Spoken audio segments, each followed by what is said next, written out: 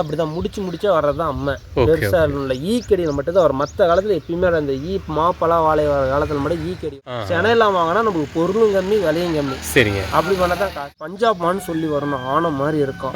ஒரு 35 to 40 லிட்டர்ல கறக்குதுங்க பஞ்சாப் மாடு. அப்படி ஆனா அதுக்கான தீனி நம்ம கிட்ட இல்ல. என்ன போட்டு அதுக்கு முன்னாடி இந்த மாதிரி ஐட்டம்லாம் இருக்குது. இந்த பப்பாளி காயா சாப்பிட்டா கொஞ்சம் பிரச்சனைக்கு மாட்டுங்க. மனுஷனுக்கு எப்படியோ அதே மாதிரி தான். இந்த கடையில் எடுத்து வந்து போடுறது அதுவும் ஜீரண கோளாறானா அதுலயும் கண்ணு அந்த மாடு நம்ம உடம்பு சொல்லணும் காய்ச்சல் ஊசி மெலாக்சின்னு ஒரு ஊசி போடுவாங்க. அதை போட்டாலும் மாட்டுக்கு எஃபெக்ட் தான். ஓகே செனை பிடிச்ச வரைக்கும் ஊசி மருந்து மாட்டை ஒரு 3-4 மாதம். ஏன்னா சன ஊசி போட்டால் 8 நாள் வந்து பிடிக்கிறதுக்கு உள்ள மாடு போட்டதும் பிடிக்காது. அந்த 8 நாளைக்குள்ள அந்த மருந்து பவருக்குள்ள பிடிச்சாதான் பிடிக்கும், இல்லைன்னா பிடிக்காது. அந்த ஹீட் மாட்டு உடம்புல இருக்கக்கூடாது. சென ஊசி ஹெச்எப் தான். சிந்தாமணி மாடு நம்பூர் மாடுங்க கறக்கிறதுல இந்த கிருஷ்ணகிரி சிந்தாமணி கர்நாடகா 2 நாளைக்கு மேலே ஏற்றி விட்டோம். 160க்கு சென்னைக்கு போயிருக்கீங்க. கோழிக்கு வந்து எப்படி தெரிஞ்ச பராமரிப்பலாம்? கோழிக்கு வந்து எந்த பராமரிப்பு பீர் வேஸ்ட்னு சொல்றேன்னா அது நாங்கள் ஒரு வருஷமா வாங்கினாடி கோழி நல்லா திங்க ஆரம்பிக்குது.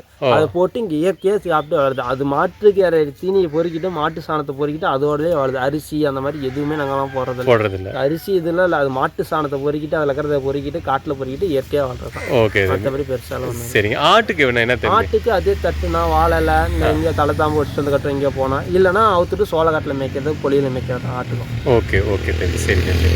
இப்போ எந்த மாடு அதிகமாக பால் கறக்கும் தம்பி?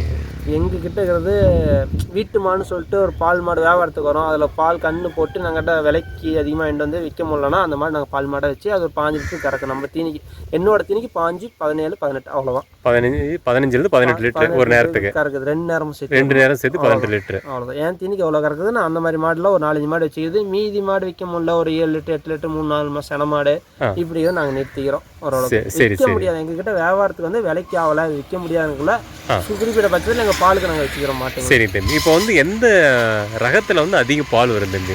அது ஹெச்எப் அப்படின்னு சொல்கிறீங்களா? இந்த சிந்து கொட்டில் சொல்கிறேன்னா இப்போ நம்ம ஊர் மாடுங்க இப்போ மகாராஷ்டிரா மாடு இந்த சிந்தாமணி மாடுன்னு கொண்டு வராங்க. சரி. அது நம்பர் 1 குவாலிட்டியில் பாலுக்கு அதுக்கான தீனி ஃபீடு கொடுத்தா பால் கறக்கணும். இதை வந்து அசால்ட்டாக கறக்கணும். அதுக்கான ஃபீடு ஓகே. அதுக்கான தீனி கொடுத்தீங்கன்னா அதுக்கான பாலை கறக்கும் அந்த மாடு.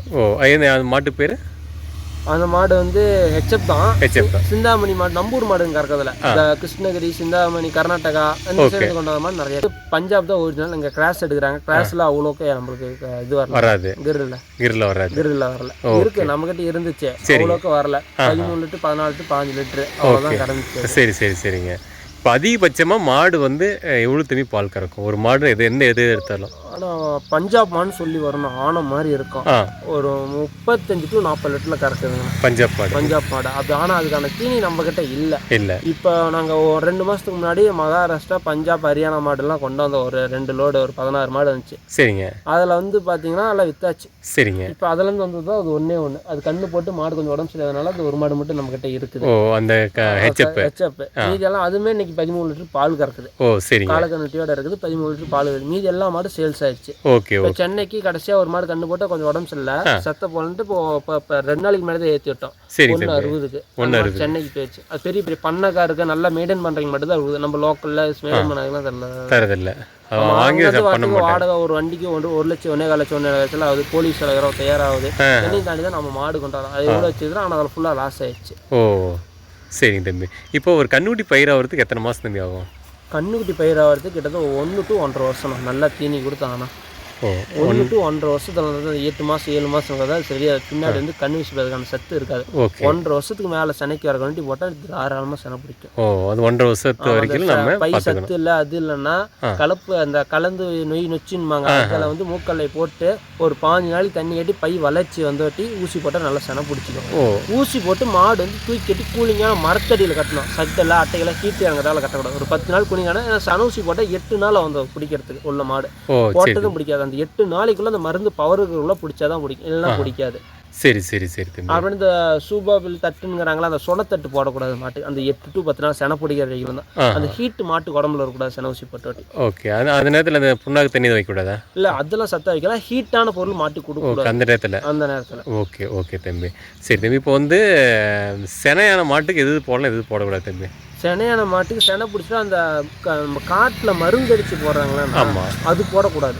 ஊரியா மருந்து போட்டால் அது 8-7 மாதத்துல கண் விசிறி போடுவோம் மாடு இது பண்ணுவோம். அது மட்டும்தான் பிரச்சனை. மற்றபடி நார்மலாக இருக்கிறது போகலாம். இந்த ஆரி காட்டில் மருந்து வச்சுனா ஆரி புல்லு பிடிங்கிறது, புல்லு போடுறது, இது போடுறது, இந்த எள்ளு செடி சின்ன கண்ணு எள்ளு இருக்கக்கூடாது, கண்ணு போட்ட மாட்டுக்கு மட்டும்தான் அது இல்லாமல் எள்ளு புண்ணாக்கு அதெல்லாம் நிறைய பேர் ஊற்றி காட்டும். கண்ணு போடாத மாதிரி வெள்ளம் போட்டு காட்டும், கண்ணு போட்டு வாட்டி. அதுக்கு முன்னாடி இந்த மாதிரி ஐட்டம்லாம் இருக்குது. இந்த பப்பாளி காயாக சாப்பிட்டா கொஞ்சம் பிரச்சனைக்கு மாட்டுங்க. மனுஷனுக்கு எப்படியோ அதே மாரி தான். இந்த கடையில் எடுத்து வந்து போடுறது அதுவும் ஜீரண கோளாறானா அதுலேயும் கண்ணு சொல்லுவாங்க. அந்த மாடு நம்ம உடம்பு சொல்லணும் காய்ச்சல் ஊசி மெலாக்சின்னு ஒரு ஊசி போடுவாங்க, அது போட்டாலும் மாட்டுக்கு எஃபெக்ட் தான். ஓகே, செனை பிடிச்ச வரைக்கும் இந்த ஊசி மருந்து மாட்டை ஒரு 3-4 மாதம் நல்லா வச்சிருக்கணும். இல்லை கண்ணு போடுறதுக்கு மாட்டுக்கு உடம்பு சரியாக போச்சுன்னா அது டாக்டர் கேட்டு செனையாக இருக்குது என்னென்ன ஊசி போகணும் டாக்டர் சொன்னால் இங்கே ஊசி போட்டாங்க. செனை இல்லை நம்ம செனையாக இருக்க மாட்டோம் செனைன்னு சொல்லி தான் ஊசி போடணும். இல்லைன்னா அது கண்ணு விஷயம் அபாயம் நிறைய உண்டு. ஓகே ஓகே, செனையாக இருக்குன்னு சொல்லிட்டு தான் அவங்க போடணும். இல்லைன்னா நம்ம மனுஷன் எப்படி நம்ம ஒரு ஆரோக்கியமாக இருக்கிறோமோ மாட்டுங்களும் அதே மாதிரி ஆரோக்கியமாக தான் வச்சுக்கணும். இல்லைன்னா அதுவும் கண்ணு விஷயம் அது குறையும். சரி சரி தம்பி, இப்போ வந்து மாட்டுக்கு வந்து தடுப்பூசி எதுவும் போடணுமா? நல்லா இருக்கிற மாட்டுக்கு தேவைப்படுமா? கண்டிப்பாக தேவைப்படும். இப்போ வந்து எப்படி மனுஷனுக்கு கொரோனா எப்படி வந்துச்சுன்னே தெரியல. இப்போ மாட்டு கோமாரிங்கிறது அடுத்த செகண்ட் அப்படியே வருது. இப்போ அம்மனுங்கிறது அது அவர் சொல்கிறாங்க அந்த உட்காந்து ஃபுல்லாக அரிக்க மாட்டா அதில் அப்படியே முடிச்சா அந்த மாட்டுக்கு அப்போ தான் வந்துச்சுங்கன்னா சரிங்க முடிச்சா இருக்கும். அப்போ வரல. அம்மனுங்கிறது அப்படிதான் முடிச்சா வர்றது தான் அம்மன். பெருசாக உள்ள ஈக்கடியில் மட்டும்தான் வரும். மற்ற காலத்தில் எப்பயுமே அந்த மாப்பழா வாழை வர காலத்தில் மட்டும் ஈக்கடி வரும். அதெல்லாம் மட்டும்தான் அந்த அம்மா வருமே தவிர பெருசாக வரும். அது மாட்டை ஹீட் ஆக்கி ரத்த கொதிப்பு இதே நின்று செத்துது. ஓஹோ, சரி சரி சரிங்க தம்பி. ஓகே தம்பி, சரி புதுசாக மாடு வாங்கி வளர்த்தணும் இல்லை பண்ணையை வந்து பெருசு பண்ணணும் அது மாதிரி இருக்கிறவங்களுக்கு என்ன தம்பி நீங்கள் சொல்கிற? புதுசாக மாடு வாங்கி வளர்த்துனா இங்கே பால் கறந்து ஊற்றினா நல்லா பால் மாடு 5 லிட்டர் கறக்கிற மாதிரி பெருசாக 5-14 லிட்டர் கறந்தா ஒரு மாடு கறந்தா அவங்களுக்கு பாதி மாட்டுக்கு பாதி போனால் அவங்களுக்கு பாதி நிற்கும். இன்னைக்கு ஒரு 50,000 மாதம் சம்பாதிச்சாலும் 20,000 மாட்டுக்குன்னா 20,000 அவங்களுக்கு. அந்த மாதிரி இது பண்ணால் பிரச்சனை இல்லைன்னா. இல்லை சிம்பிளாக பண்ணுறீங்க செனை மாட்டில் 20-30,000 வாங்கி செனை ஊசி போட்டு 3 மாதம் 4 மாதத்தில் விற்றா பிரச்சனை இல்லை. இல்லை பால் கறக்கல எனக்கு கண்ணுக்குட்டியாக வாங்கி வைக்கணும் கெடேரி ஊசி போகிற கெடேரியில் நீங்கள் 40-50,000 கெடேரி வாங்கினாங்கன்னா 3 மாதத்தில் 70-80,000 விற்கிறாங்க. இன்னைக்கு நிறைய பேர் இங்கேருந்து வாங்கிட்டு போகிறாங்க வெளியில். அதுக்கெல்லாம் இருக்காங்க. நல்லா கருப்படையில் பேச்சில் மேய்ச்சா ஒரு 40-50,000 வாங்குறாங்களா 3 மாதம் சென்னை போச்சுன்னா 70-80,000 விற்கலாம். இல்லை அதே கண்ணு போடணும் 1 லட்சத்துக்கு மேலே விற்கலாம். கண்ணு போடும்போது 1 லட்சத்துக்கு மேலே விற்கலாம். அப்படி இருக்கிறாங்க. அந்த மாதிரி வாங்கி கரெக்டாக பண்ணணும். அவங்களுக்கு நேரம் நல்லா ஒத்துந்தா மாடு செனை பிடிச்சா மட்டும்தான் எங்களுக்கு காசு கிடையாது. வைக்கிறீங்களுக்கு பத்தக்கரை வாங்கி வைக்கிறீங்க பால் ஊற்றுறீங்க பாலில் வாங்கணும். இல்லை ஒரு மாடு 2 மாடு வாங்கி மேய்ச்சி விற்கணும்னு நினைக்கிறீங்க கம்மி விலையில் வாங்கி செனை ஊசி போட்டு செனை பிடிக்க வச்சு விற்று அவங்களுக்கு காசு. செனை மாடாக வாங்கி மேய்ச்சி இது பண்ணால் எங்களுக்கு லாஸ். அதே விலை அதிகமாக கொடுத்தாங்க. செனை எல்லாம் வாங்கினா நமக்கு பொருளும் கம்மி விலையும் கம்மி. சரிங்க, அப்படி பண்ணால் தான் காசு. சரி சரிங்க தம்பி. ஓகே தம்பி, நிறைய விஷயம் சொன்னீங்க தம்பி. ஏன்னா இதெல்லாம் எனக்கு தெரியாத விஷயத்த நிறையா சொல்லியிருக்கிறீங்க. ஏன்னா நீங்கள் மாட்டிலேயே இருந்ததுனால சொல்லியிருக்கிறீங்க. நிறைய விஷயம் புது விஷயமா இருக்குது.